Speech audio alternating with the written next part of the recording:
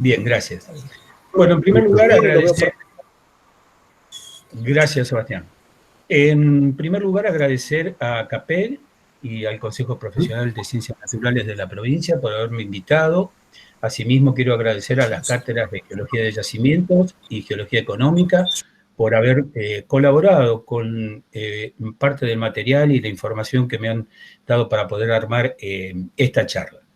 En este particular año de pandemia y bueno, y por suerte de aniversario de nuestra democracia, se nos ocurrió charlar o dar esta charla para dar un poco a conocer o hablar un poco de la minería no metalíferas y rocas de aplicación, dar su importancia que tiene, dado las reiteradas charlas también que tenemos de minería metalífera, y en buena hora que también se den a conocer, pero a veces nos estamos olvidando un poco de esta minería, la no metalífera, y su gran importancia en cuanto a la cadena de valor que tiene. Entonces, el objetivo es dar a conocer la importancia de la minería no metalífera y las rocas de aplicación en la provincia de Buenos Aires, cómo contribuyen en la economía regional y en el desarrollo de las sociedades actuales. Asimismo, vamos a tocar algunos de los impactos ambientales y las medidas que debemos tomar para poder mitigar y restaurar las áreas afectadas por la actividad, así como lograr o tender a lograr que esta actividad sea sostenible. Para alcanzar los objetivos que he planteado, va a ser necesario abordar la temática desde distintos puntos de vista y lo hemos separado en diferentes bloques. Así, el primer bloque nos va a hablar de cuáles son los productos obtenidos de la explotación minera en la provincia, cuáles van a ser sus aplicaciones principales y su cadena de valor. En el bloque 2 vamos a ver o analizar los impactos ambientales que produce la actividad. En el 3, cuáles son las medidas de mitigación y restauración que se pueden practicar. Y en el 4 veremos el marco legal, ambiental y tributario vigente para desarrollar esta actividad. Así vamos a decir que en el bloque 1 los materiales que abarca la denominada minería no metalífera y rocas de aplicación en la provincia de Buenos Aires son: para las rocas de aplicación nos vamos a referir en general a los áridos, a las arenas, tosca y suelos seleccionados. Para los minerales industriales vamos a hablar de calizas, arcillas y sales. Y en las rocas ornamentales vamos a ver los bloques de granito y de dolomías. La distribución o la zona de producción minera en la provincia está bastante definida, a decirlo, tratando de adecuarse o ajustarse a las posibilidades de sus recursos naturales y las aceptaciones que tenemos de la sociedad en los diferentes lugares. Así tenemos que en el río Paraná, en la parte del litoral y la zona del delta, la explotación de arenas. También estos mismos materiales se extraen en algunos sectores de la costa de las playas bonaerenses. Posteriormente tenemos concentrada, diría, la mayor parte de la producción minera de la provincia en las sierras septentrionales, donde se producen fundamentalmente granitos, calizas, arcillas, y tenemos también en el sur de la provincia producción menor de yeso y algunas sales, sal común generalmente. En la zona costera también tenemos algunas explotaciones de conchillas de calcáreos. Pero en general podemos decir que la mayor parte de la actividad minera de la provincia se concentra en las sierras septentrionales, un poco de manera dispar, en consecuencia un poco de la aceptación social que tuvo la actividad en los diferentes partidos.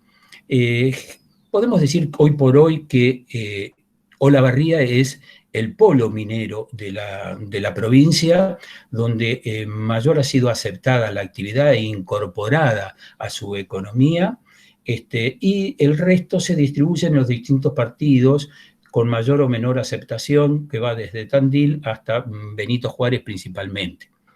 El resto, bueno, hay otros partidos que pueden llegar a tener actividad minera, pero no en mayor escala. Olavarría es el polo minero, podemos decir, de la provincia. Prácticamente el 50% de la producción minera de la Sierra Septentrional sale de Olavarría.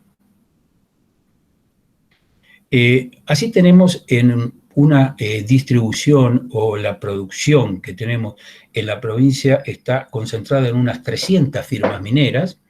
En su gran mayoría son pymes, producen alrededor de unos 60 millones de toneladas anuales entre los distintos materiales, ¿no? Pero principalmente está concentrado en las calizas, en los granitos, en arcillas y cuarcitas. Así tenemos que los porcentajes de incidencia se ven claro en este diagrama torta que estoy presentando. El granito triturado representa un 33% de la producción provincial, la arena un 25%, la tosca y suelos seleccionados un 13%, la caliza un 15%, un 16% con una tendencia en aumento. El resto, bueno, no son demasiado representativos las producciones en cuanto a sus tonelajes. También es importante destacar que en todas las actividades que he nombrado proporcionan un empleo directo de aproximadamente unos 3.500 trabajadores. La incidencia de la producción minera de la provincia en la producción nacional les diría que es muy destacada. Así tenemos que para los áridos prácticamente más del 50%, le diría que hasta el 60% de los mismos se producen en la provincia. En las calizas un 50% y algo más también, y en las arcillas un 30%. O sea, vemos que en esta producción de minerales no metalíferos y rocas de aplicación, la provincia tiene un importante papel. ¿Qué son las rocas de aplicación o áridos que nombramos? Bueno, estas rocas constituyen o contribuyen al desarrollo y bienestar de las comunidades de diferentes maneras, principalmente en todas las obras de infraestructura en cuanto a vías férreas, carreteras, puentes, obras civiles y en la industria de la construcción en general. Estas industrias de la construcción tienen una dependencia directa con la producción de estos materiales. En el Código Minero, estos materiales corresponden a la tercera categoría. Así tenemos que las aplicaciones más comunes van a ser para áridos de hormigón, para morteros, para capas de asfálticas, para bases o subbases de carreteras, para balastos de ferrocarriles o para escolleras. Así tenemos diferentes canteras, hoy por hoy fundamentalmente, como les dije, en Olavarría, donde se explotan a cielo abierto, como ven, con un sistema de banqueo. Se llegan hasta profundidades de desniveles de más de los 100 metros. Generalmente tienen un escaso material estéril. Normalmente lo que presentan es una capa de alteración por meteorización de los niveles más superficiales del granito, que generalmente no superan los 4 o 5 metros, pero que de todas maneras siempre son aprovechadas. En la fotografía podemos ver a la cantera Villa Mónica, donde están analizando o viendo la planta de trituración, que tiene una cinta transportadora que lo lleva a la planta de clasificación. Hoy por hoy se están usando y estilando el uso de cintas transportadoras a los fines de que vayan reemplazando los transportes con los camiones internos. Los triturados pétreos más comunes los vamos a comercializar o se comercializan en diferentes mallas. Lo que está expresado abajo son las mallas de comercialización, que es el tamaño de los fragmentos que tienen expresado en milímetros. Normalmente la que mayor consumo, mayor demanda tiene es la que se mueve entre 6 y 20 milímetros. Las arenas también están destinadas a la industria de la construcción, jugando un papel fundamental en la misma, y actualmente ha surgido un reciente mercado importante y con una tendencia muy creciente en la industria del petróleo para todo lo que son las arenas de fracking o de fracturación en el petróleo, en nuestra vaca muerta, ¿no? Que ya se empezaron a consumir para hacer fracturaciones y obtención de este recurso tan indispensable. Las mismas, la mayoría, más del 80%, se extraen del río Paraná por un sistema de refulado. Esto significa o consiste en la succión hidráulica de la arena del lecho del río. La misma se repone naturalmente por depositación fluvial. Esto claramente le confiere al recurso un carácter renovable. La producción está en el orden de los 15 millones de toneladas anuales. En realidad se está haciendo el seguimiento de esta actividad por un intercambio de la información con la Dirección Provincial de Minería. Tiene un convenio específico con un consorcio intermunicipal, el CONINDELTA, ¿no? Que involucra a distintos partidos, como Varadero, Campana, Ramallo, San Pedro, Tigre y otros. Bueno, lo novedoso yo creo que está en el carácter renovable del recurso y en las posibilidades de nuevos mercados muy prósperos. La otra roca de aplicación son los suelos seleccionados o tosca, que se lo toma como sinónimo. En realidad, en la mayoría de los casos estamos hablando de suelos seleccionados. Estos son sedimentos del Pampeano, que tienen distintos espesores y, consecuentemente, las canteras llegan a diferentes profundidades. En lo general, en sus explotaciones o en sus perfiles, que lo estamos viendo en la fotografía, se trata de apartar la parte fértil del suelo, la parte más orgánica, el horizonte A, para después que los mismos se pueda recomponer su utilización. Son muy importantes para su uso también como base o subbase de las obras viales, y generalmente actúan como áreas de préstamos en las cercanías de las rutas. Todos estos agregados que estoy haciendo los vamos a necesitar para comprender un poco mejor lo que viene, que es toda la parte ambiental. Por eso me estoy deteniendo un poco en todo esto.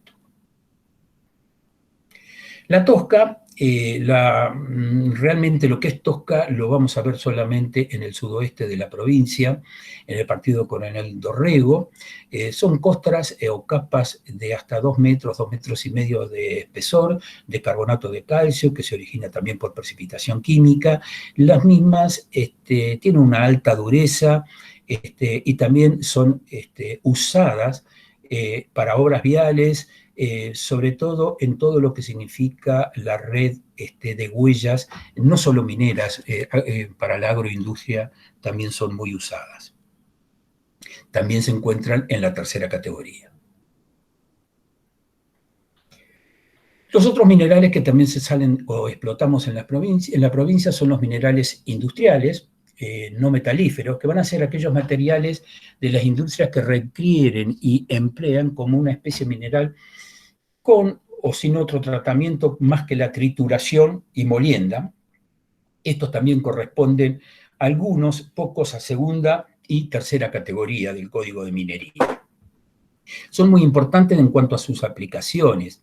Así tenemos que arcillas comunes se pueden usar en la industria ladrillera, el yeso en la construcción, en las placas, en los hilos rasos, la caliza, las arcillas con hierro y el yeso en el cemento, en las cales, las calizas y las dolomías, la industria cerámica, las arcillas blancas y rojas, y en la industria de refractarios, todas las arcillas refractarias ricas en aluminio que tenemos en la provincia. Así tenemos que actualmente en producción de piedra caliza para elaborar cemento y cal, la provincia juega un papel fundamental y preponderante a nivel nacional.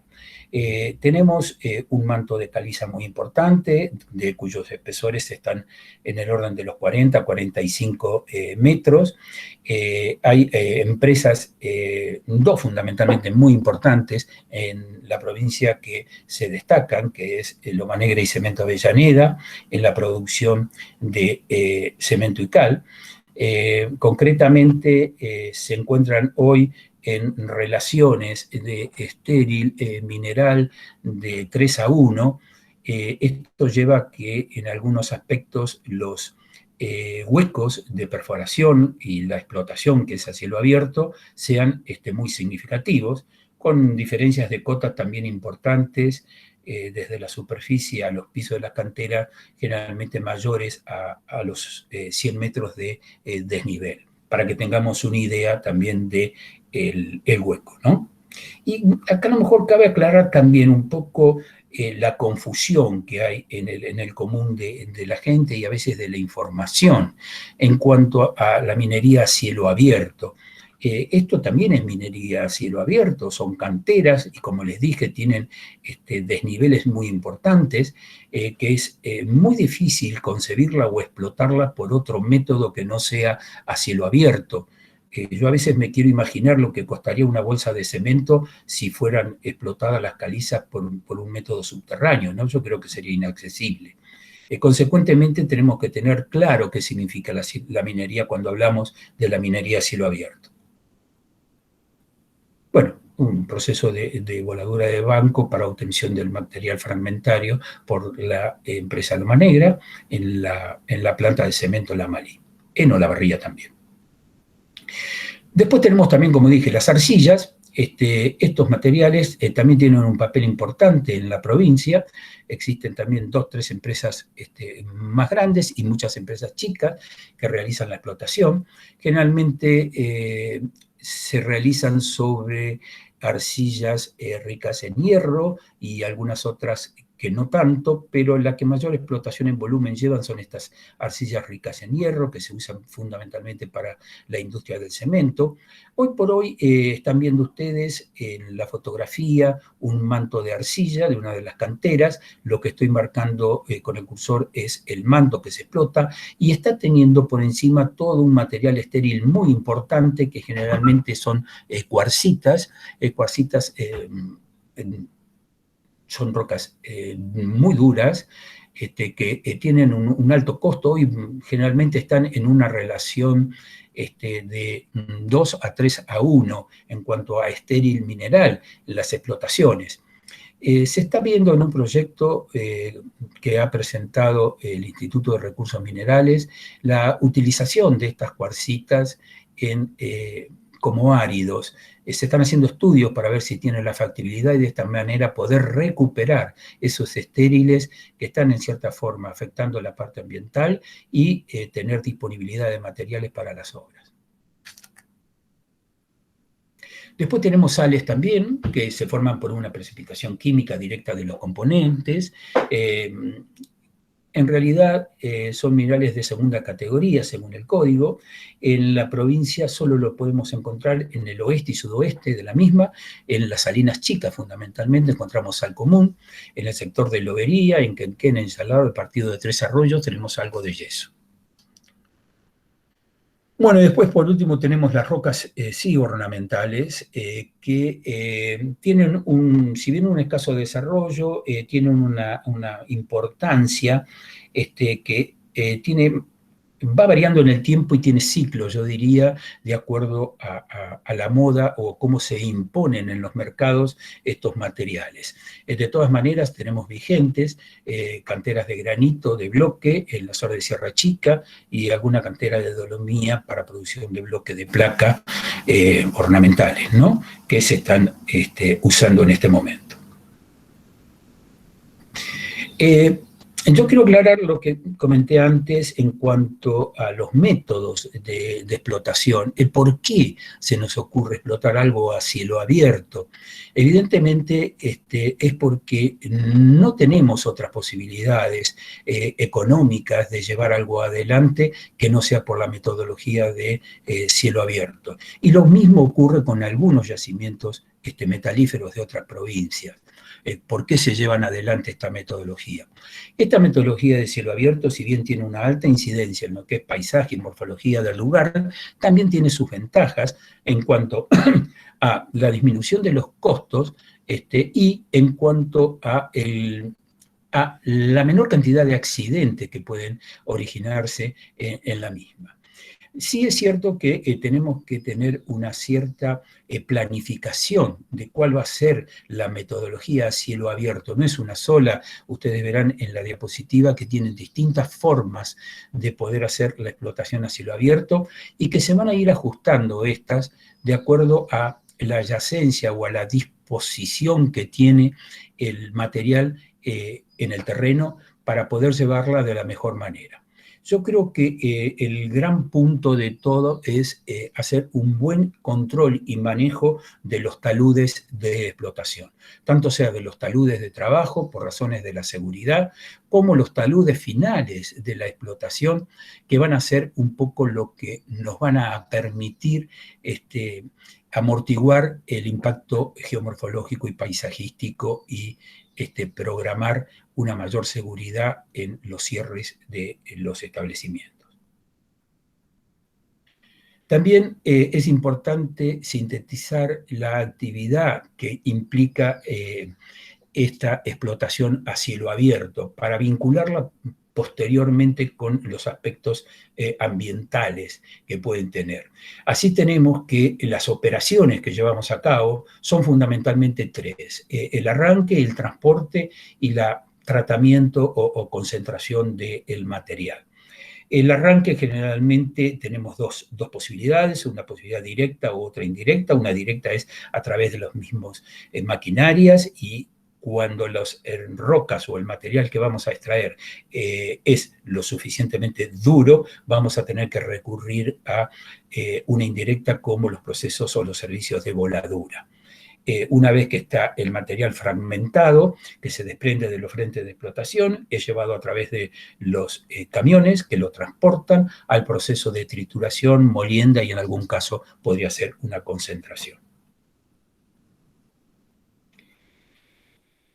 Para resaltar o ver la cadena de valor que realmente tienen todos estos materiales, se nos ocurrió un ejemplo donde podemos aplicar en qué se usan o en dónde tenemos las rocas industriales en la vida cotidiana. Se me ocurrió, ubiquémonos en la cocina, un lugar de que todos, mal que mal, siempre estamos.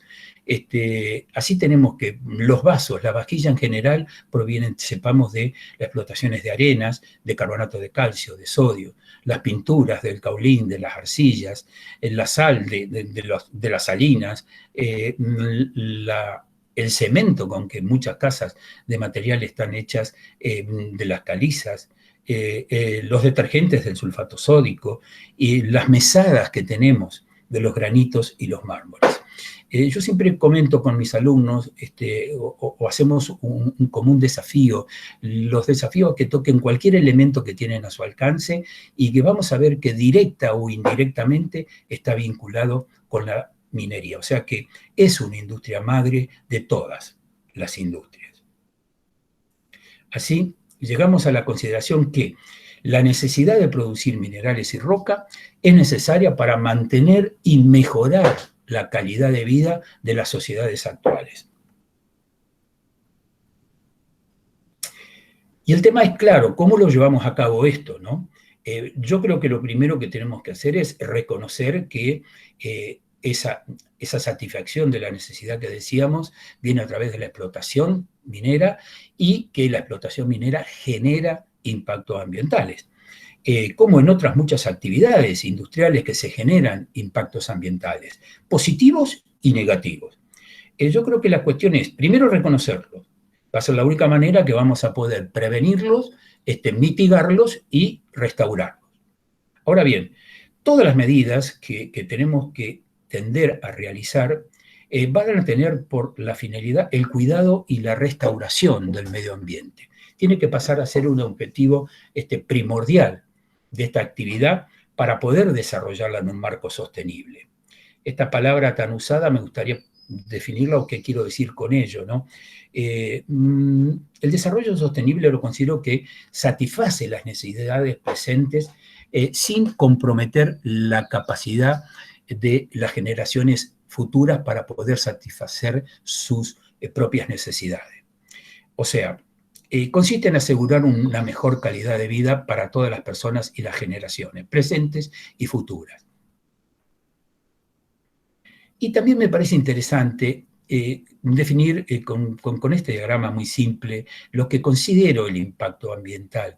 Si nosotros tomamos un indicador ambiental, la atmósfera, el suelo, la vegetación, vamos a definirlo a ese impacto como viendo la evolución que puede llegar a tener ese indicador ambiental sin la presencia del proyecto minero. Si tomamos, por ejemplo, la vegetación, el lugar, la calidad de la atmósfera en cuanto a su particulado y demás, vemos que sin el proyecto minero la calidad del indicador hubiera sido esta. Con el proyecto minero la calidad del indicador es esta y, consecuentemente, el impacto es esa diferencia. Eso sería para algún impacto de tipo negativo, el que di como ejemplo. También podemos poner uno positivo, como puede ser el empleo. Por ejemplo, antes del proyecto, el empleo hubiera sido la curva de abajo y después del proyecto o con el proyecto, el empleo es la curva de arriba. ¿Cuáles van a ser los pasos que vamos a seguir en un estudio ambiental? Bueno, el primero considero que tenemos que realizar un buen diagnóstico ambiental. Planificar las tareas para que sean lo más preventivas y predecibles posibles. Tenemos que tomar medidas correctoras o de mitigación que sean las adecuadas y realizar una adecuada restauración del terreno donde estamos. Y fundamentalmente tenemos que incorporar o considerar aspectos de tipo socioculturales de las poblaciones cercanas, de tal forma que vean o que se vean lo menos afectadas posible. Y hago hincapié o resalto el término de cercanas. Es muy importante considerar a las poblaciones cercanas, que son las que realmente pueden llegar a estar afectadas por la actividad. En este aspecto, muchas veces se mezclan cuestiones de tipo hasta políticas que tienen poco que ver con las necesidades de las poblaciones cercanas, llevando necesidades o banderas muy en contra de la minería y que probablemente no favorezcan a esas poblaciones.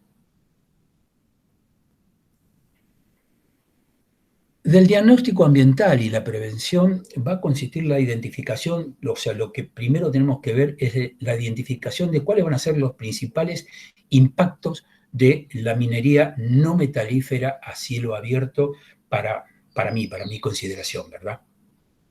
Yo creo que el impacto más importante de la minería no metalífera y roca de aplicación en la provincia es el impacto paisajístico, geomorfológico. Eso es inevitable, tiene que estar y por las razones que les dije previamente. Ahora, hay formas de que esto se puede componer que ya la vamos a ver más adelante. También tenemos un impacto atmosférico y sonoro, fundamentalmente el peor es durante las voladuras, o durante el transporte o el tratamiento de los minerales. Puede haber impacto en las aguas cuando surgen o por acumulación de las mismas. Consecuentemente, frente a esos impactos que he nombrado, creo que hay que planificar la prevención, la mitigación, hacer una restauración acorde a la necesidad de las comunidades cercanas y hacer una contribución a las buenas prácticas ambientales, que en general consiste o en la concientización del tratamiento de los residuos. Yo empezaría diciendo que el reciclaje es fundamental en esta etapa o para los aspectos ambientales y el carácter sostenible de la actividad. Considerar en los cálculos de rentabilidad de los proyectos los costos destinados de la gestión medioambiental. Esto también considero que es fundamental. Para que no sean cosas imprevistas, que sean cosas absolutamente planificadas, que nosotros incorporemos a los gastos ambientales dentro de los costos de rentabilidad de un proyecto. La minimización de estos impactos, tratar de realizarla siempre en cuanto a disminuir las emisiones atmosféricas, los ruidos y mejorar los efectos contrarios al paisaje que se pueden originar. Desarrollar un plan de recuperación y considerar los pasivos ambientales también, generados muchos con anterioridad a las legislaciones vigentes. Contribuir entonces de esta manera a ese desarrollo sostenible, incluyendo las audiencias públicas de las comunidades cercanas. Este factor es nuevo y creo que es muy importante, donde ya algo ya hemos o ha hablado el doctor Lencina de esto. En cuanto hablo de las medidas preventivas, ¿a qué me refiero? Es muy importante realizar una planificación territorial. Sectores del territorio bonaerense donde es aceptada la minería y donde se pueda llevar adelante la misma. Obviamente está condicionada por las aptitudes naturales que tenga, si está o no está el recurso. Yo siempre digo que el recurso no está donde uno quiere, sino donde la naturaleza lo puso. Consecuentemente, hay que lograr un equilibrio entre donde está el recurso y la aceptación de la explotación del mismo, siempre ajustándose a las disposiciones vigentes. Realizar ese estudio de línea de base en cuanto a cuáles son las condiciones previas al estudio ambiental es muy importante, realizando mediciones del polvo, del ruido que existía antes del proyecto minero, para poder realmente hacer una evaluación cierta y fundamentada de lo que resulta o de lo que es el impacto. ¿Cuáles van a ser las medidas correctoras o de mitigación que vamos a tomar? Esto tiene que estar aclarado y tiene que estar previsto. Así, por ejemplo, sobre la atmósfera, para el polvo, para los gases y los ruidos, tenemos que hacer un riego de pistas y frentes de explotación con agua para disminuirlo, hacer una pavimentación de accesos en el caso que sea necesario y posible, hacer sistemas de captación de polvo en las instalaciones y en las maquinarias, empleo de pantallas perimetrales para el ruido y controlar el polvo, sustituir el transporte del rodado por cintas transportadoras, hacer un mantenimiento adecuado de la maquinaria para que no desparrame aceites ni combustibles. Este sistema de riego es muy frecuente y se usa muy frecuentemente en las canteras actuales de los caminos y de los frentes antes de hacer la voladura para disminuir la cantidad de polvo que se puede llegar a emitir por la acción. Las pantallas forestales están contempladas en todos proyectos para poder disminuir los ruidos y contener los polvos. La acumulación, el almacenaje y canalización, a veces de las aguas superficiales, es necesaria y a veces tienen fines muy útiles. La separación de los estériles y el suelo. Es muy importante esto, la retirada previa a los trabajos mineros de almacenamiento, reposición del suelo y restauración de los terrenos cuando finalice la actividad. Así, de esta manera, podemos ir separando durante la explotación lo que es el estéril a lo que son los suelos orgánicos que posteriormente ya vamos a ver cómo se pueden recuperar. La vegetación, sobre la vegetación y la fauna. Bueno, el cerramiento de las explotaciones es fundamental. Optimizar el tráfico, disminuir el ruido, limitar el uso de explosivos en la época de cría de animales. Esto se puede prever y se pueden hacer previamente. Hacer una revegetación de los terrenos alterados con especies vegetales autóctonas. Y sobre este tema es donde quizás me puedo detener un poco más, porque creo que es el mayor impacto que se origina. Es sobre la morfología del paisaje. Bueno, ir haciendo el relleno de los huecos excavados siempre que sea posible. Esto es lo más recomendable.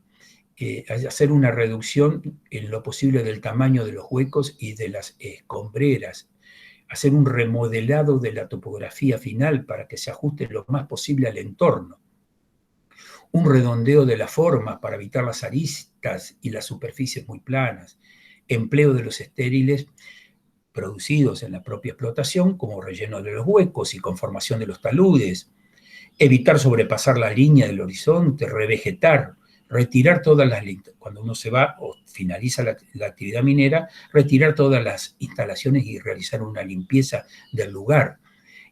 Todas estas cuestiones van a favorecer o a disminuir este impacto sobre la morfología y el paisaje.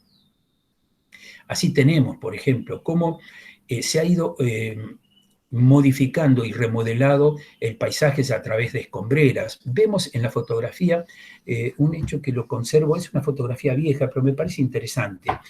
Un sector de una cantera que está tomado, esto desde una ruta, donde en este cerro claramente hay un manto de dolomía que sigue de un lado y del otro del cerro. Esta cantera concretamente podría haber sido evitada la vista o el cono visual paisajístico si hubiera estado vigente en este momento que se abrió la reglamentación minera.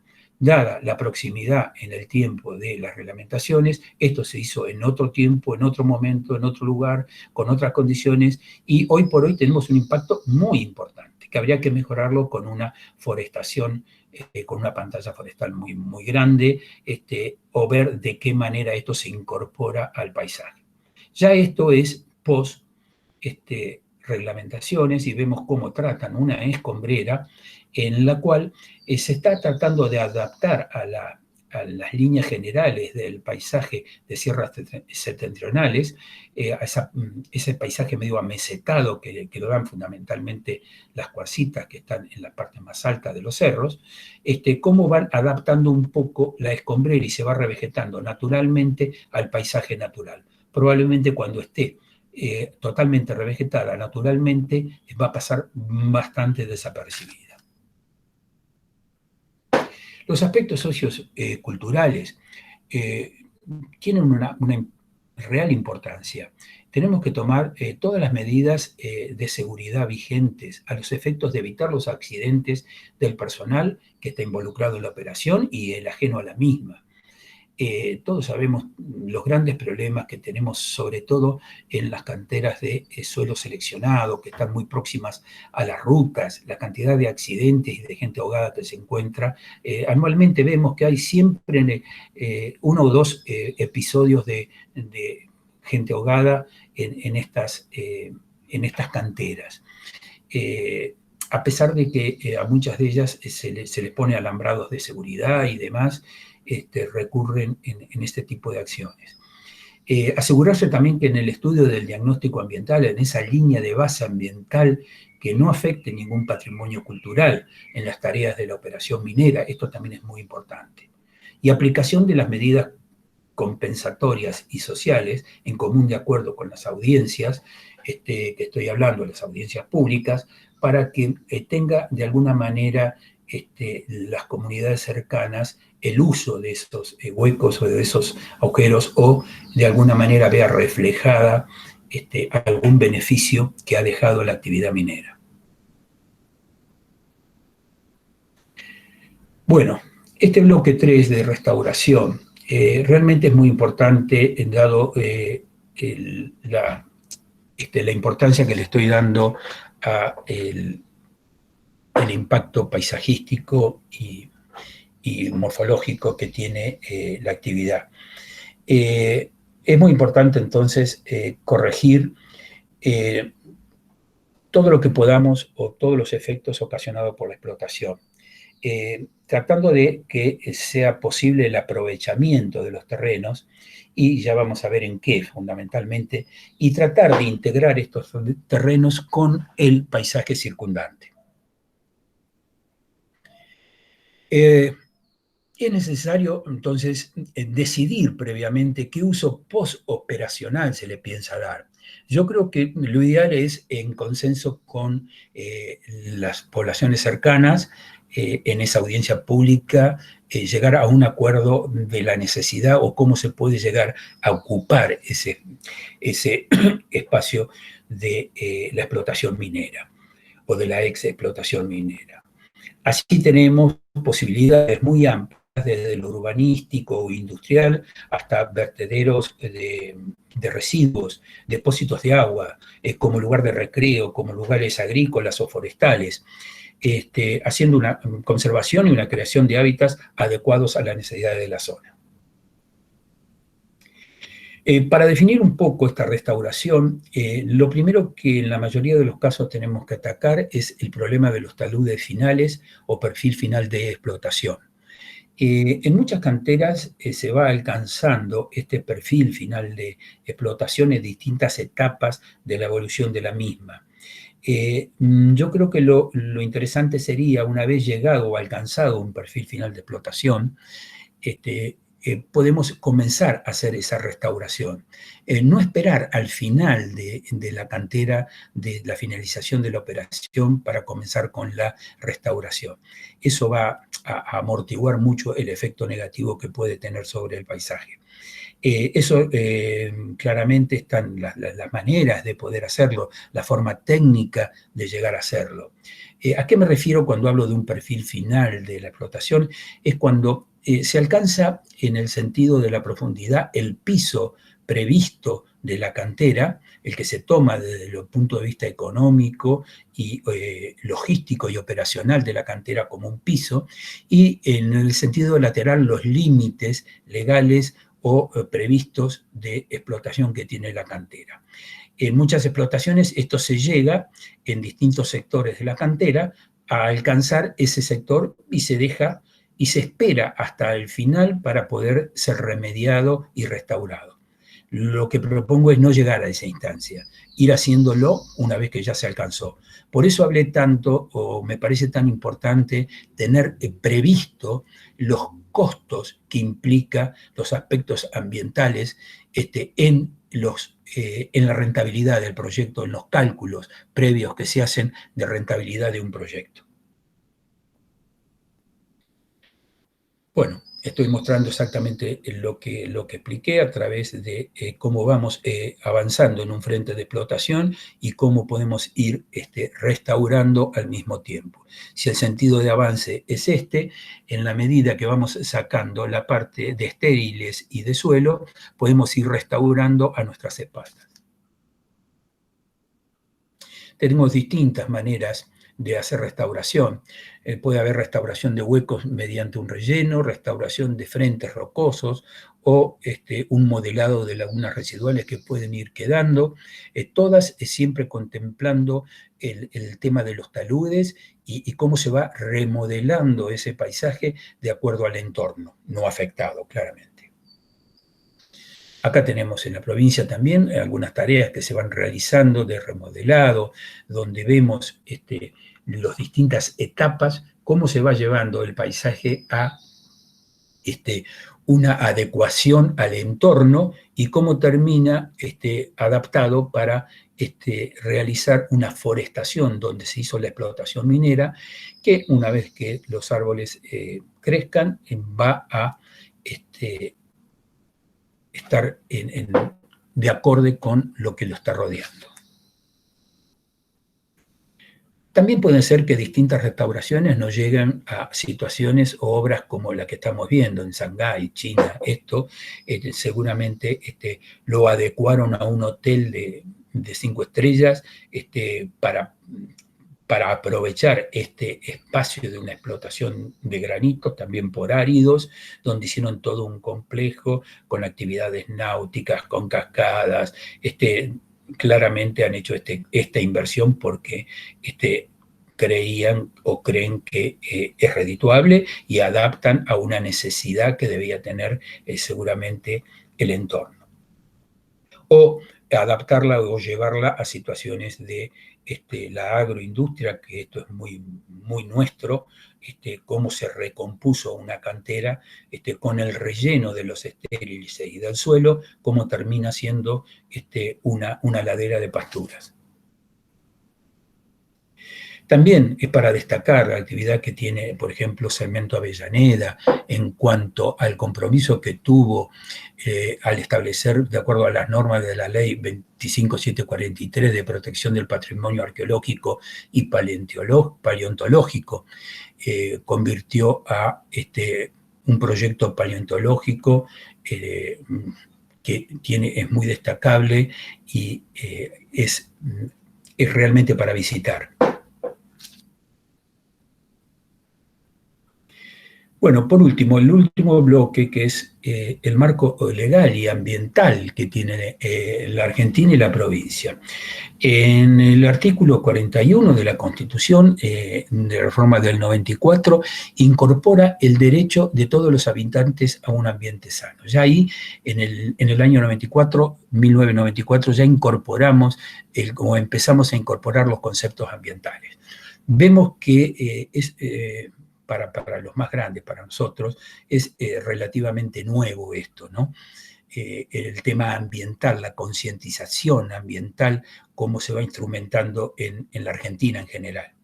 En el año 95 se observa un fuerte repunte de las inversiones minería metalífera sobre todo, y se aprueba la Ley de Protección Ambiental, la 24585, que también fue incorporada al Código de Minería y ha sido reglamentada en todas las provincias. El marco legal de la provincia, hay 3 regímenes principales que contienen las normas de procedimiento minero, que es a través del decreto 14.700 del 57 de procedimientos mineros, el decreto 3.431 del 93 del registro de productores y el 968 de informes del año 97, de informes de impacto ambiental minero. También tenemos la guía de la ley 13.312 del año 2005, que son las guías de minerales. Esto permitió, yo diría que fue un antes y un después en cuanto a blanquear un poco la explotación minera y tener un poco más transparentada la misma, la instrumentación de esta ley. Y también está la ley de pasivos ambientales. Los instrumentos de gestión ambiental, decimos que los responsables de la actividad minera tienen que presentar y aprobar ante las autoridades de aplicación y antes del inicio de cualquier actividad un informe de impacto ambiental.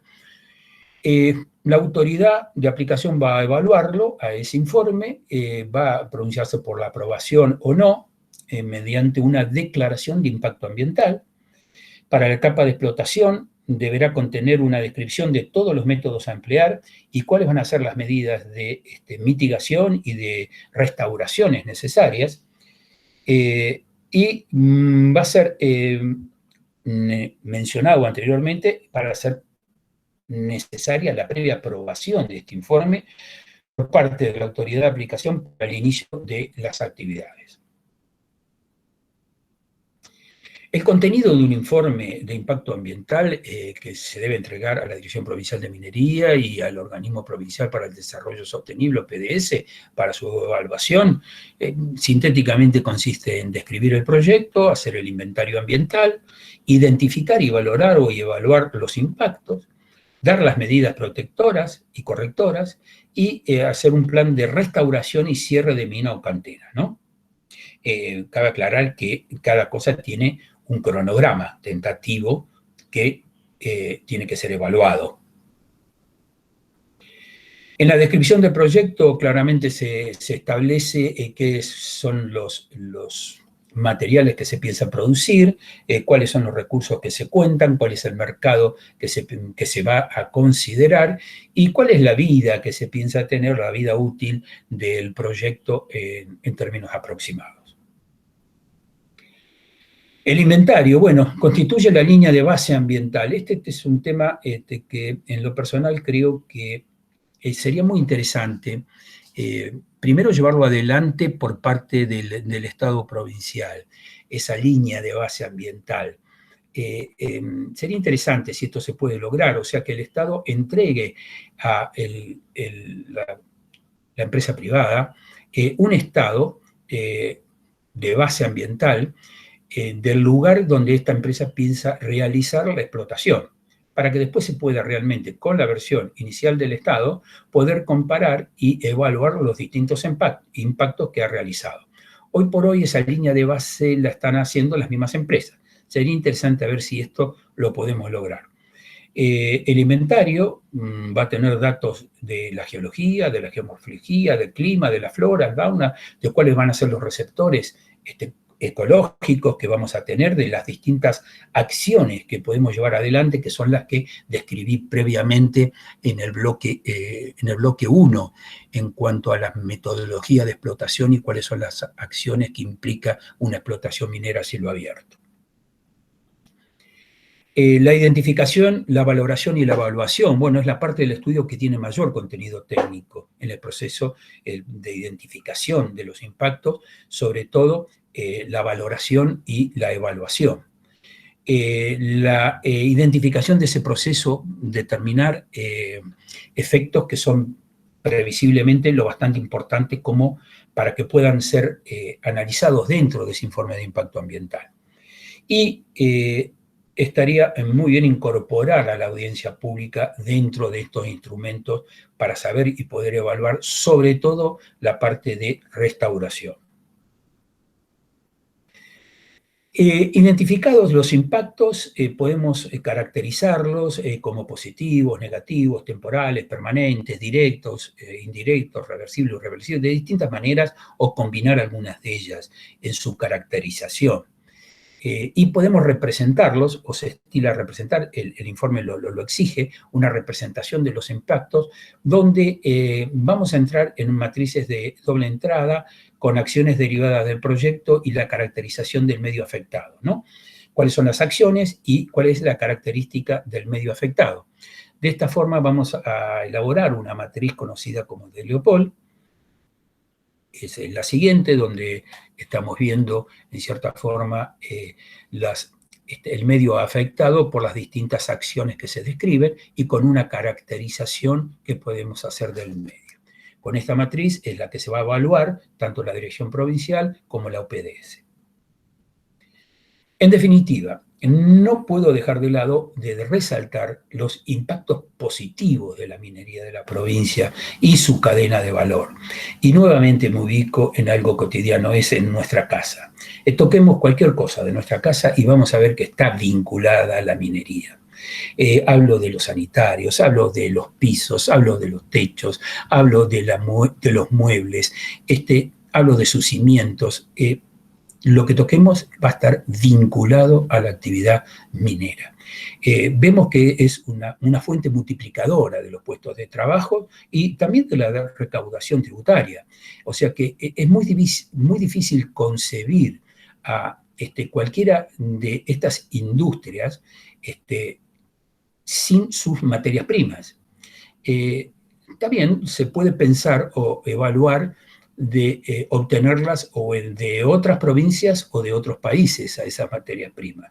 En lo personal considero que sería una lástima, teniendo materias primas, tener que recurrir a costos elevadísimos. Sería prohibitivo tener una casa, yo creo. Una casa propia o cualquiera de estos materiales que estamos aportando como materias primas indispensables para desarrollar esa cadena de valor en la provincia. ¿Cuáles van a ser los aspectos impositivos de la actividad? Bueno, es un resumen en realidad de los impuestos. Los impuestos nacionales que gravan a la actividad son impuestos a la ganancia, al valor agregado, tiene retenciones para las exportaciones en el caso que las hubiera, y el tema está un poco en los impuestos y tasas provinciales. Si bien los ingresos brutos ha tenido una reducción, afectan un 0,75, en algunos casos existen tasas municipales excesivas. Esto, lo que puse ahí, un 3%, es un promedio o de los municipios más importantes, pero existen algunos municipios que realmente tienen tasas que afectan a los valores finales sobre los precios de venta hasta más de un 10%. También existen en la mayoría de los casos arreglos con los superficiarios de los campos, dado que esto es un mineral de tercera categoría, y muchas veces los superficiarios de los campos no es a la actividad que se dedican a la minera, sino que arrendan a empresas que realizan la actividad ese sector del campo y requieren de un porcentaje del material extraído, que generalmente está en un 4 o un 5% del valor que tiene el material puesto en camión o una fábrica, depende del caso. Entonces, como vemos, en conceptos de tasas y de superficiarios, ya estamos hablando de que recae sobre el valor de venta directamente tasas del orden del 8 mínimo por ciento, muy elevadas. Hay algún ejemplo de países con más cultura minera que nosotros, como Chile y Perú, que tienen estructuras tributarias con esquemas de tipo progresivos. ¿Qué significa en definitiva? Que bueno, aquellos que mayor ganancia tienen, las empresas más grandes van a tener o van a poder tributar más, y aquellos que las empresas chicas van a poder tributar o pagar menos, y de esa manera podemos llegar a favorecer o beneficiar de alguna manera a la pequeña minería. Bueno, por último, las consideraciones, nomás de mi punto de vista, es primero aceptar el impacto ambiental que genera la actividad, ¿no? Los positivos y los negativos. No podemos negarlo. Lo peor que podemos hacer es negar que la actividad genera impactos negativos, pero consideremos los positivos. Después profundizar los respectivos seguimientos por parte de la autoridad de aplicación en cuanto a las medidas de mitigación y restauración, propuestas y están aprobadas por el informe de impacto ambiental. Yo haría una hincapié en la importancia del impacto paisajístico geomorfológico que genera esta actividad en la provincia, donde es importante realizar las tareas de restauración durante la vigencia de la operación en aquellos lugares donde se pueda realizar, donde han alcanzado el perfil final de explotación. Mis recomendaciones podrían ser para un futuro profundizar la difusión de estas prácticas mineras, como estas charlas que estamos dando, estos ciclos de charlas que se están dando, considerando sobre todo la cadena de valor que tiene la actividad, como una generadora de múltiples fuentes laborales y de bienestar social. Después, enfatizar la necesidad de reciclar los productos para alcanzar un desarrollo sostenible de las actuales sociedades y futuras. Llevar adelante un plan de ordenamiento y planificación territorial, teniendo en cuenta también la recuperación de los pasivos ambientales. Mejorar el régimen impositivo nacional y provincial, tratando de llevarlo hacia un sistema progresivo de recaudación fiscal, a los fines de promover la actividad de las pequeñas empresas y disponer de mayores recursos mineros.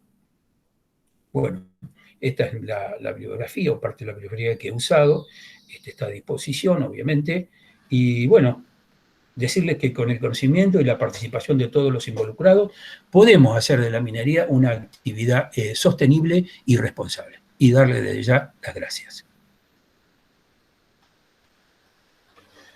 Muchísimas gracias, licenciado Tessone, por su exposición muy clara y espectacular, ¿sí? muy ilustrativa.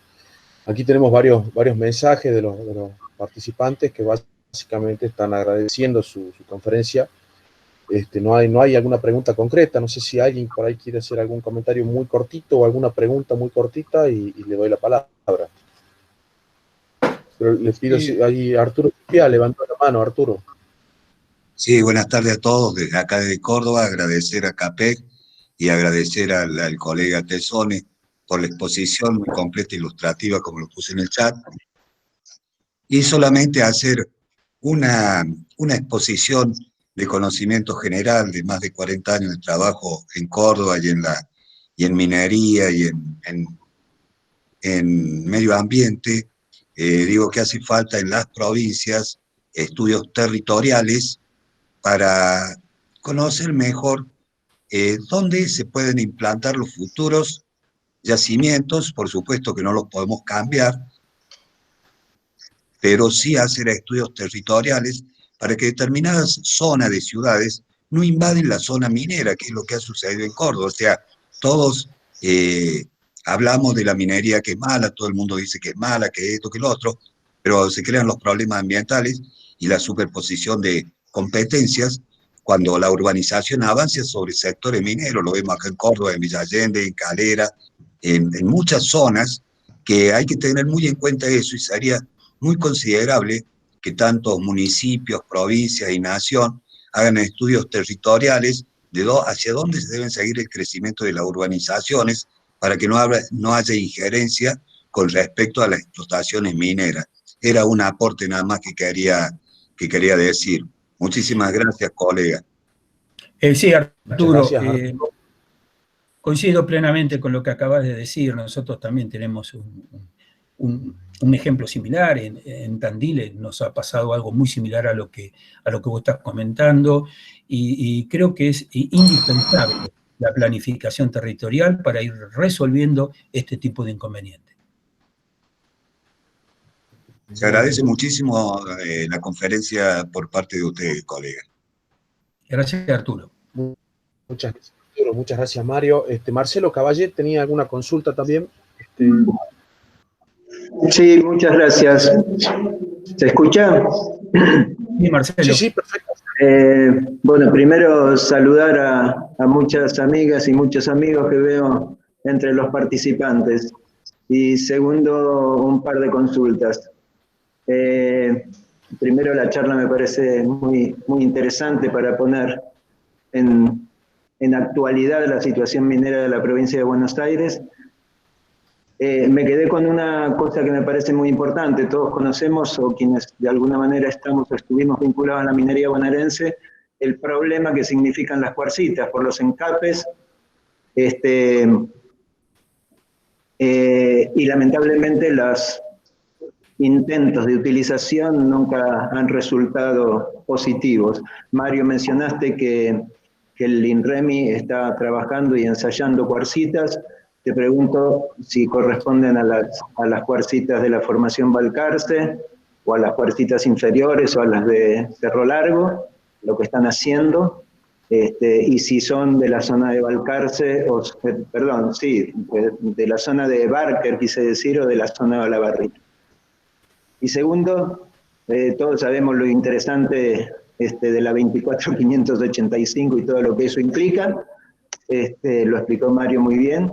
Pero si no va acompañado con políticas públicas que ejerzan un control efectivo de las tareas de restauración, siempre estamos al horno. Entonces la pregunta es si conoces actualmente cómo está la política en la provincia de Buenos Aires para que la 24585, especialmente en las tareas de restauración y abandono, no en las tareas de la presentación del informe de impacto ambiental, se están desarrollando en la provincia.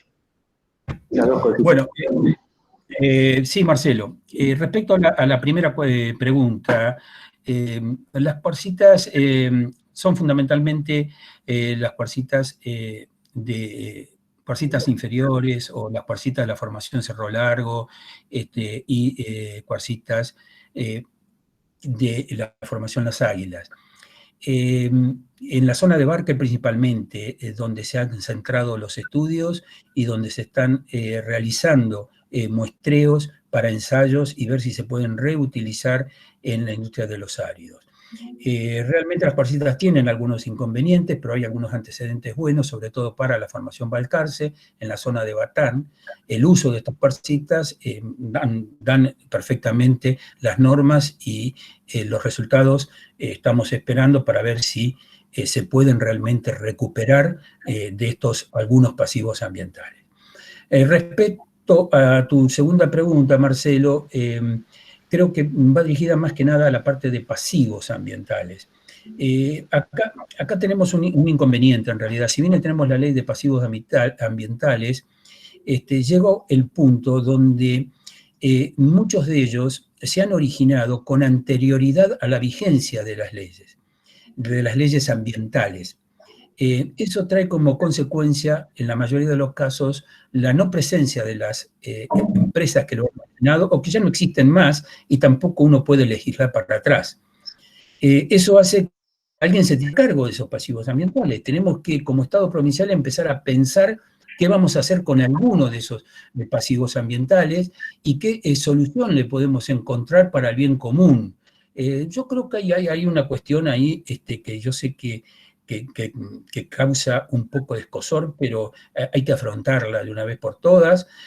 Muchos de ellos se pueden usar como vertederos de residuos, con todas las precauciones y seriedad que hay antecedentes de su uso, que permitiría la recomposición geomorfológica del lugar, haciendo el tratamiento y las condiciones como tenemos y hacernos cargo de la basura que generamos todos los días. Tener un lugar para ubicarlas y ponerlas, con todos los estudios necesarios que hagan falta.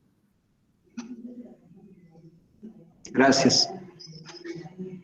Bueno, muchas gracias, Mario. Y después tengo la palabra de Germán Juniken, que quiere hacer una consulta con respecto a los áridos, y le pido que sea concreto, por favor. Sí, bueno, buenas tardes a todos. Excelente charla, como lo puse en el chat. Vamos a tenerla después, si Dios quiere, en otros sistemas para difundirla en el área donde estoy ahora, que me parece que toca temas muy relacionados con los problemas que tenemos acá en La Rioja. Así que excelente, Mario, felicitaciones y la iniciativa de CAPEC en general. Saludo, veo varios amigos acá en las pantallas. Ya estaremos por algunos lugares brindando por el fin de la pandemia o el comienzo de la vacuna. No, simplemente una preguntita que comentaste muy rápido, Mario, respecto al tema ya de la provisión de arena para fractura,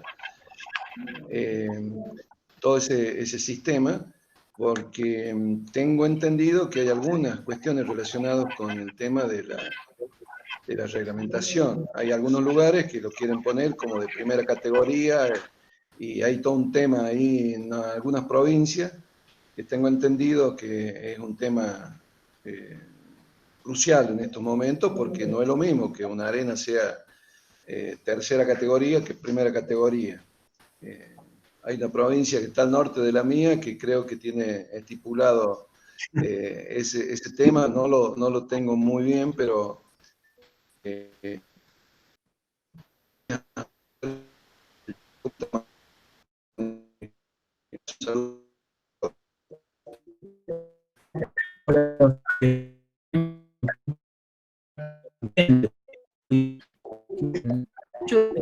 las arenas de fracturación, como sabemos, sus características en realidad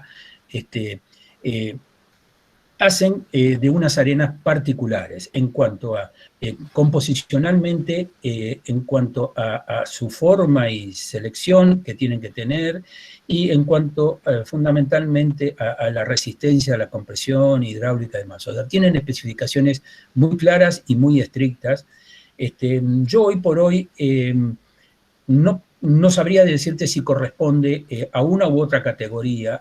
Me parece lo más importante el que el país disponga de este recurso por la manera que favorece a la matriz energética de nuestro país. Hoy por hoy, tener depósitos no convencionales de petróleo y gas va a permitir desarrollarnos aportándonos energía. Y es condición para que esos depósitos no convencionales puedan desarrollarse las arenas de fracturación. Yo la verdad no tendría una respuesta muy concreta respecto a si es de primera o si es de tercera. Me alegra mucho que las tengamos. Muchas gracias, Mario. Muchas gracias, Germán, por la consulta. Acá yo quiero leerle una consulta ya para ir cerrando, de Jorge Romero. Dice: por ley de inversiones mineras, los proyectos metalíferos reciben una serie de beneficios. ¿Las explotaciones que usted describió reciben beneficios o subsidios, dada su importancia socioeconómica? Esa es la pregunta, Mario. No que yo esté enterado. No existen. O sea, los beneficios fundamentalmente de la ley de inversiones mineras están concentrados en la estabilidad fiscal fundamentalmente y en algunos beneficios en cuanto a importaciones de maquinarias y demás. Y están vinculados sobre todo para los minerales de primera categoría. Algunos se vinculan con el tema de regalías, pero algunas de las empresas probablemente pueden estar o se pueden haber acogido al régimen de inversiones mineras, pero desconozco si en particular la provincia tiene algún beneficio en particular que en lo económico lo beneficie a las empresas. Por eso proponía el tema tributario, a ver si de alguna manera se podía contemplar entrar en un esquema de tipo progresivo, de tal manera de que los que más ganan, más paguen, y los que menos ganan, menos paguen. Esto va a favorecer a los pequeños productores, creo. Bien, muchas gracias. Acá Mario Capero hace aclaración que la ley de inversiones mineras no hace diferencia sobre categorías.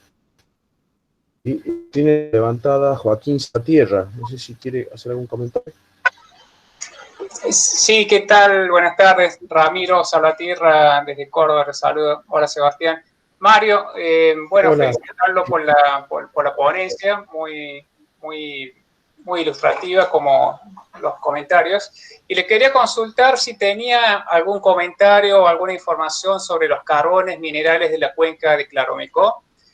Yo le comento, tuve la posibilidad de participar de 4 pozos, de 4 perforaciones realizada en el 2008 en la localidad de La Aprida, en la cual se había determinado, bueno, se sacaron unas buenas muestras interesantes con buena continuidad lateral de mantos de carbón mineral tipo antracita, pero bueno, yo después, esa campaña la dirigía Pedro Lesta, un geólogo de Pan American.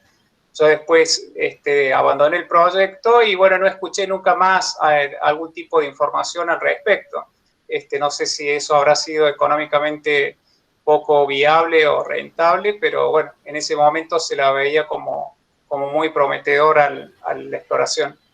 Esa es la consulta, Mario, y bueno, si tenía alguna información más actualizada al respecto. Muchas gracias por la exposición. Hola, Joaquín. Bueno, sí, efectivamente, confirmo lo que vos decís. Yo tuve la suerte de conocerlo al doctor Lesta cuando estuvimos en la gestión de la Dirección Provincial de Minería con Caballé, con Marcelo. En ese momento es donde realizan ellos la declaración, la manifestación de descubrimiento del carbón de la provincia. Y desgraciadamente el doctor Lesta falleció y un poco el proyecto quedó a la deriva. Se han pedido, sí, manifestaciones y áreas de descubrimiento, pero que en lo que yo sepa no fueron llevadas adelante esto en cuanto a tareas de exploración. Los mantos se encuentran a profundidades importantes, los espesores de los que yo conozco no superan generalmente los 4 metros. De todas maneras, podría dar alguna manera de obtención de energía a través de procesos no convencionales de explotación pero no tengo novedades en cuanto a si siguieron avanzando las tareas exploratorias. Muy bien, muchas gracias. Muchas gracias. Gracias, Ramiro, por tu consulta. Y después Raúl Villarino tiene la mano levantada. No sé si quiere hacer alguna consulta. No, buenas tardes. Excelente ponencia. Nunca pensé escuchar tantas veces la palabra ambiente en una disertación sobre minería. Muy bueno, muy sólido, muy pertinente. Lo que hay que tener en cuenta es que generalmente las empresas mineras resuelven problemas ambientales que ellas mismas generan por la forma de proceder. Hoy día es muy difícil hacer minería sin tener licencia social, por más que el proyecto sea impecablemente legal. Entonces hay que incorporarlo dentro de lo que es un proyecto minero. La percepción de otras partes interesadas que no sean los inversionistas, los clientes y su propio personal. Está la comunidad, están los gobiernos y hay otras partes interesadas que hay que tener presente, ¿no? Nada más. Gracias y los felicito. Muy buena y muy pertinente la disertación. Gracias, Raúl. Coincido con el aspecto social y la implementación en lo posible de la audiencia pública y tener mucho cuidado o tratar de que en esa audiencia pública participen las comunidades cercanas. Repito el término de cercano. Perfecto. Muchísimas gracias, Mario. Quiero agradecerle. Había una manito más levantada, la de Daniel Jerez. Daniel, te escuchamos. ¿Qué tal? Buenas tardes. No, solo por bueno, para empezar, felicitar, por supuesto, a Mario por la... Hola, ¿me escuchan? A ver, no sé si se oye. Sí, tiene la palabra Daniel Jerez. Sí, te escucho bien, Daniel. Gracias. Que me pareció excelente toda la presentación, por la integralidad de todos los temas que trató y además la descripción de lo que es la minería de la provincia de Buenos Aires. El comentario mío solo sobre lo último que comentaron sobre la licencia social, que sí es fundamental, es importante. Todos los aspectos de ambiente están incluidos en las leyes que tienen que ver, de hecho Mario lo mencionó, la 24.185. Y nada, que hoy la realidad está muy complicada y cuando hablan de la audiencia pública, es importante, es necesario, pero es bueno que se reglamenten bien las audiencias públicas, porque acá en Córdoba hubo un caso, una pegmatita, que tenía unos 12 metros de largo por 1,5 metros de ancho, que alguien hacía un impedimento minero, se anotaron 600 personas para la audiencia pública, creo. Entonces, la audiencia pública es necesaria, es importante, pero hay que reglamentar bien eso y ver que a veces con estos temas se está jugando con un monstruo inmanejable, ¿no? Así que la reglamentación de la audiencia pública es un aspecto fundamental a considerar para que realmente sea útil y no se transforme en algo inmanejable y que finalmente solo sirva para paralizar la posibilidad de una actividad lícita. Eso. Sí, Daniel, gracias por intervenir y por el comentario. Sí, Daniel, coincido plenamente en el tema. Por eso hice tanto hincapié en las comunidades cercanas. Muchas veces en las audiencias públicas se mezclan otros intereses. Es muy importante a ver si podemos llegar a reglamentarlas para que tengan el valor real y que estén expresando las necesidades reales de las comunidades cercanas. Muchas gracias, Mario y Daniel. Bueno, Carlota Fuentes tiene levantada la mano. Ya con ella vamos terminando las preguntas, ¿sí? Gracias.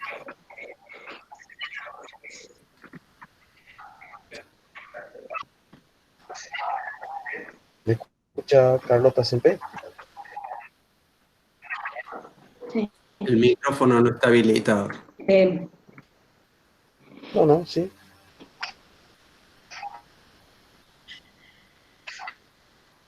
Me parece que es mala conexión.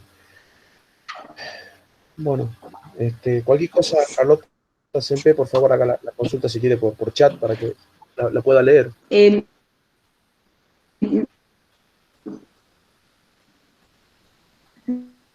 Me parece muy interesante el planteo